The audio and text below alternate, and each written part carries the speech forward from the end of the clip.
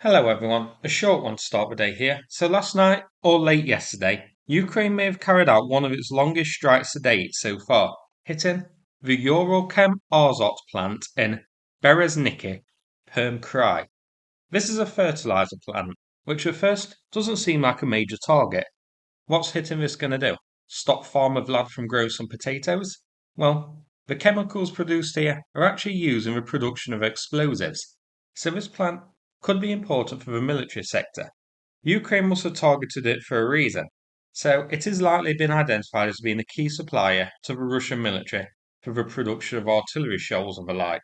Interestingly, it isn't actually fully confirmed if this is a Ukrainian strike. Pro-Ukrainian sources are saying it was, but I don't think Ukraine has officially claimed responsibility yet, whereas Russia is using that old chestnut, an industrial accident excuse, which they've trotted out time and time again. Industrial accidents often take the form of drones nowadays in Russia. But a few sources are also now saying that this could be as a result of sabotage. So, at the moment, this is a big unknown. I don't really believe Russia's excuse at all because, well, it's Russia. Whatever they say, I tend to believe the opposite.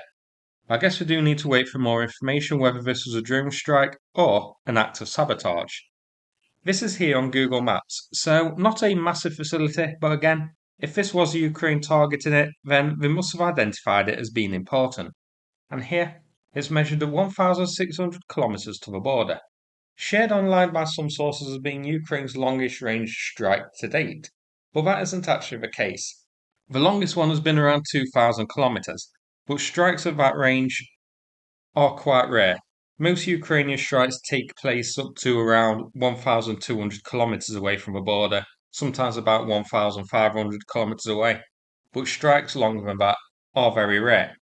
So this is quite impressive, and proof that Ukraine's penetration is extending deeper and deeper into Russia's rear, which must be quite painful, and also will force Russia to have to spread its SAM network even further to cover areas further behind the front lines.